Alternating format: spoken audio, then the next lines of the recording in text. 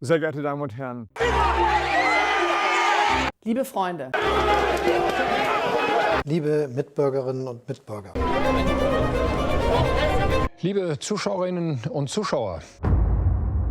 On February 23rd, the Germans will elect a new federal government and along with that a new chancellor. But before we dive into the four main candidates, let's quickly catch up with how the German voting system even works. In Germany's federal election, voters can cast 2 votes, but the process for choosing the chancellor is a tiny bit different. The first vote is for a local candidate in each district, and the second vote is for a political party. The second vote is the most important one because it decides how many seats each party gets in the Bundestag, which is the German parliament. After the election, the party with the most seats usually nominates a chancellor candidate. The chancellor is then elected by the members of the Bundestag. While voters don't directly vote for the chancellor, the party with the most votes typically has a strong say in who becomes chancellor. If no party has enough seats to form a government on its own, they must form a coalition with other parties. The coalition parties then agree on a chancellor candidate. If the candidate gets enough support from Bundestag members, they become the new chancellor. And also interesting to know is that the Bundestag has a minimum of 598 seats, with the actual number varying due to overhang and compensatory seats. In recent elections, they counted around 700 to 800 seats.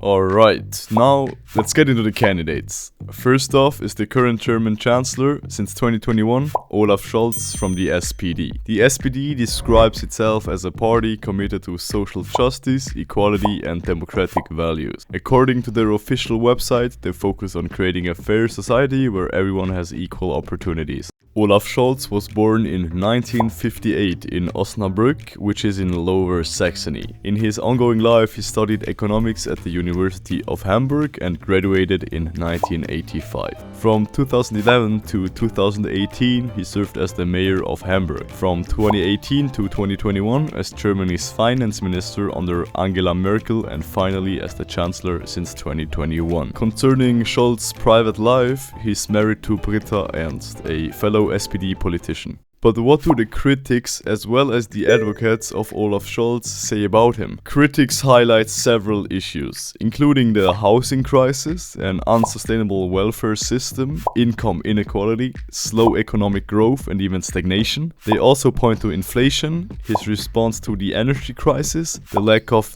digitalization, fun to pronounce that shit, uncontrolled immigration and concerns about declining public safety. They also say that Scholz lacks vision as well as ambition and therefore provides weak leadership. His advocates, on the other hand, praise Scholz for his commitment to humanitarian values such as providing refuge to those fleeing conflict and persecution. They highlight his focus on addressing labor shortages through migration and his support for EU-wide cooperation on migration. Supporters also emphasize his efforts to ensure Germany's economic stability, especially through initiatives aimed at tackling global challenges like the energy crisis and climate change. Additionally, they argue that his policies promote cultural enrichment, innovation and integration of immigrants, which contribute positively to Germany's future. Now, we gotta look a bit from a neutral standpoint on the economic stability, because objectively Germany does not have the best economic stability right now under Scholz's leadership.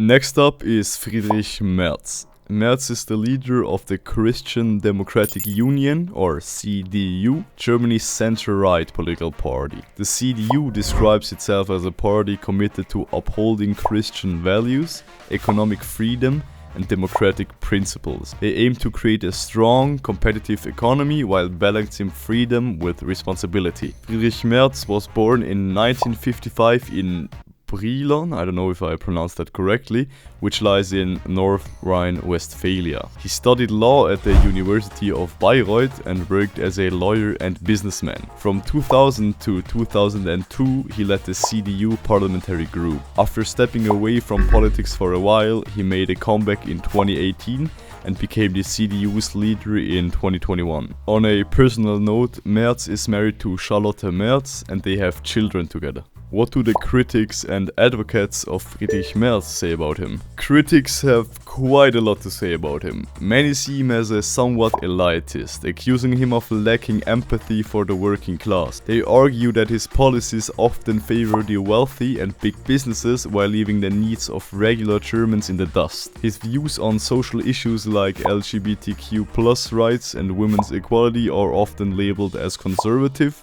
and out of touch with modern progressive values. I have to add again from a neutral standpoint that conservatism is not bad, it's just a different standpoint. Others say his leadership does not have enough vision to tackle today's big challenges like climate change and migration. Instead, they say he focuses too much on traditional values and economic liberalism. Critics also point out that he seems slow to adapt to Europe's changing political landscape. Also, oftentimes a parallel is drawn between the 2015 migrant crisis, which happened under Angela Merkel, which is a CDU politician and CDU leadership as well. A particularly big point of contention is his support for sending weapons to Ukraine in response to Russia's invasion. Critics argue that his approach could escalate tensions and lead to further instability in the region and all of Europe. Some believe Merz is too focused on military solutions and is missing the opportunity for a more diplomatic approach to peace. His advocates, however, have a much more positive view of Merz. They appreciate his clear vision for economic reform and his push to strengthen Germany's economy. They like his focus on reducing taxes and cutting red tape to boost growth and create jobs. Supporters also say Merz is a strong advocate for European integration, believing that Germany should take a leading role in Europe, especially in economic matters. They also praise his focus on law and order, particularly in the face of growing security challenges. When it comes to Ukraine, his advocates argue that sending military support is the right thing to do as it helps protect European values and Ukraine's sovereignty. But as you can tell, this is a highly controversial topic in Germany and the opinions differ very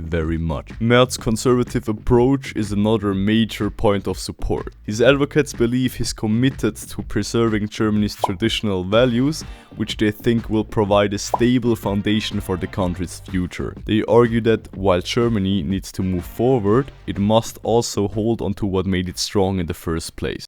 Next up, as candidate number 3, we got Robert Habeck. Habeck is one of the leaders of the Green Party and has been Germany's vice chancellor since 2021. The Green Party, as they say themselves, focuses on environmental sustainability, social justice and human rights. They are committed to fighting climate change and building a fairer society where everyone can thrive. Habeck was born in 1969 in Lübeck, which lies in the state of Schleswig-Holstein.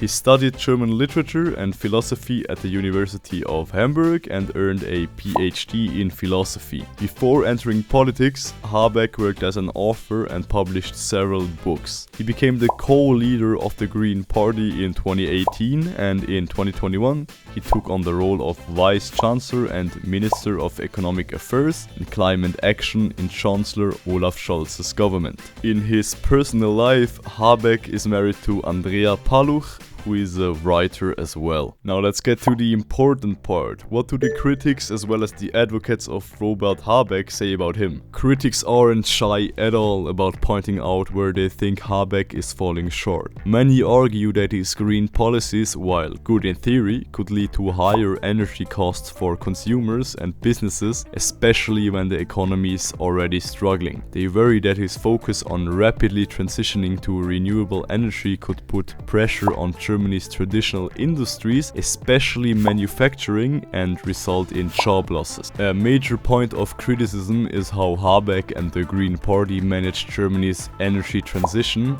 particularly the country's dependency on Russian gas before the war in Ukraine. Some believe that the shift toward renewables wasn't handled quickly enough, leaving Germany vulnerable. But that's not the only point. Some people think that Russian gas is good for the country because it's very cheap and they should keep on buying Russian gas. So it's not just that they aren't happy with how quickly the transition went, but like with the transition in general, there's criticism. And on top of that, Habeck's lack of economic experience is often pointed out. While passionate about the environment, critics argue he may not fully understand the wider economic challenges Germany is facing, especially in times of global crisis. Advocates, however, praise Habeck for his visionary leadership on climate action and his ability to balance green policies with economic growth. They argue that his push for renewable energy and sustainability will make Germany a leader in green technology and climate change solutions. We have officially reached candidate number 4, which is Alice Weidel.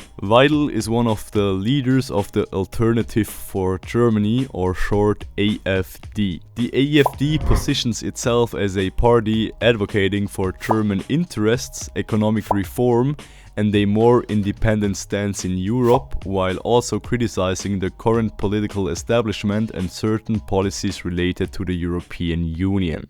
Alice Weidel was born in 1979 in Bühl, which lies in the state of Baden-Württemberg. She studied economics at the University of Constance and later earned a PhD in economics. Prior to her political career, Weidel worked in the private sector, including at Goldman Sachs and Berenberg Bank. She also worked in China for a long time and therefore speaks fluent Mandarin. She joined the Bundestag in 2017 and became co-leader of the AfD in 2018. In her personal life, Alice Weidel is openly lesbian and is in a long-term relationship with her partner Sarah Bossart, with whom she also has children. And of course the important part, what do the critics and advocates of Alice Weidel have to say about her? Critics of Alice Weidel often point to the AfD stance on immigration and its critical approach to European integration. Some argue that Weidel's emphasis on immigration control and national identity can lead to division in society, and they worry about the potential social consequences of such policies. Additionally, her critical view of the European Union is seen by some as a risk to Germany's role within Europe,